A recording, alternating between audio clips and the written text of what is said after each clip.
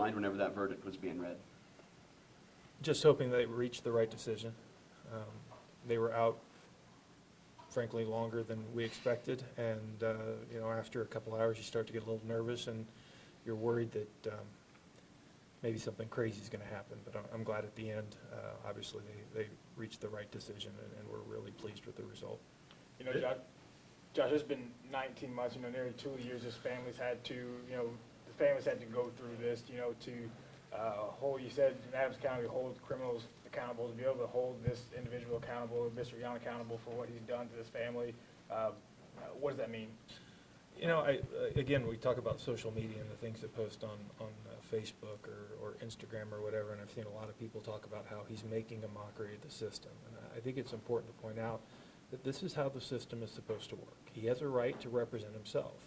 And sometimes the wheels of justice grind slowly, but they grind. And we weren't going to stop. We weren't going to slow down. We were going to make sure we got to this day. It wasn't when we wanted to get there. It wasn't when the family wanted to get there. But we were going to get to this point, and we were going to hold him accountable. Talk about the frustration level in this case. When you consider last year we were in this courtroom, there was prospective jurors at the door, and it got delayed for another year. That's what 2020 was. Yeah, I don't know what a better word than frustrated is. Tired. Frankly, I was tired of Mr. Yohn. We were tired of his antics. We were tired of his stupid conspiracy theories. We were tired of him getting to say whatever he wanted and whenever he wanted. And frankly, at the end of the trial, I think the best thing for all of us to do is forget about him and never think about him again, because that's what he deserves. I think the worst part was that it was not only drug out, but it was drug out in such a terrible, heinous case. Quite frankly, we have a 77-year-old woman that was sexually assaulted by a random person in her own home, and he wanted it to be all about him and how the system was out to get him. And it was just incredibly troubling for those 19 months, just having to listen to him instead of it being about Tina Lohman. Talk to us about the closing argument and his hour-long, more than hour-long statement. Let me say this. At no point in his irrational closing argument did he come anywhere close to coherent thought. We were all dumber for having heard it. I'm glad the jury awarded him no points, and frankly, may God have mercy on his soul. If you had a chance to talk to him, if you had had a chance to put him on the witness stand, what would you say to him?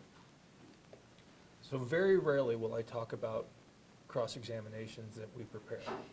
This is one that I will. Ms. Keck and I spent a lot of time last week. I spent a lot of time on Saturday, and Ms. Keck came in on Sunday and helped me prepare a cross-examination for him. I will say this. We were going to talk about that rosary, and I was going to ask him a very pointed question, and the question was simply this: what's the Hail Mary? And when he didn't know that, I was going to say, Hail Mary, full of, and Ms. Keck was going to say? Grace. And we were going to go through it. This defendant tried to make a complete mockery of the system, tried to make a complete mockery of faith. He tried to make a complete mockery of everything. And maybe it's not politically correct for me to say, but if I had a chance to make a mockery of him, I was going to take that chance. Talk about how difficult this case was to even move forward since Tina had passed. I know you can't talk about the witness stand, obviously. We met with Tina in between the time when she passed away, and Tina was an amazing woman. She really was sunshine personified. I've never met a person who could deal with what she dealt with and have the attitude that she had. It was remarkable. Like her daughter said, she was a survivor. And then when we found out that she passed away, we knew it was just going to be that much harder.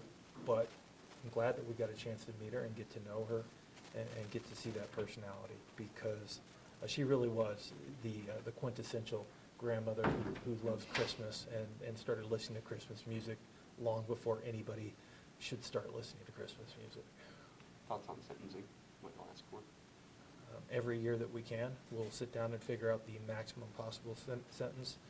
It's weird in Illinois, we have to worry about what sentences can run concurrent and what can run consecutive, and there are rules about one act, one crime. But we'll sit down and we'll figure out what the maximum possible sentence is, and that's what we will be asking for. It's fair to say it's decades. It's fair a to- life, it's the equivalent of a life sentence. It's starting at 70 years and working up from there. I think it may end up being somewhere in the neighborhood of 90 to 100 years, but again, we need to sit down and add that up. But whatever it is, we'll be asking for it. You talk about the frustration from having to deal and hear some of the things said during this trial, but just the strength of the family to keep their composure during this entire process. I can't imagine, well, I can't appreciate really just how frustrating it must have been for them. I mean, it's frustrating for us, but here they are having to come to court every time and listen to the lies and listen to the off-the-wall theories and to hear themselves called liars and to have, conspiracy theories thrown out about them in open court by this man. And not just, for 1 month, not just for 2 months, but for almost 2 years. And they've been waiting for justice for those entire 2 years. It was incredibly frustrating for them, and understandably so. But again, what we kept telling them was, we want to get this done fast, but more importantly than getting it done fast is getting it done right. The last thing we want to do is have a trial like this and then have the appellate court say, well, you didn't cross your I or dot your T. And I know I got to say it the other way, but you didn't do it the right way. And the last thing we want to do is to have to try this case a second time. Laura, here's a question for you. What's the secret to keeping Josh composed? I saw in the face. What's the secret?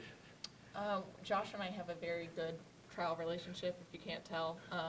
We have a lot of arguments behind closed doors, we do, but in trial, I say I give him the Laura look, and it just gets him to stop. She's kicked me under the table a few times too. Or so, punched, or, yeah, I'm the little sister he never wanted.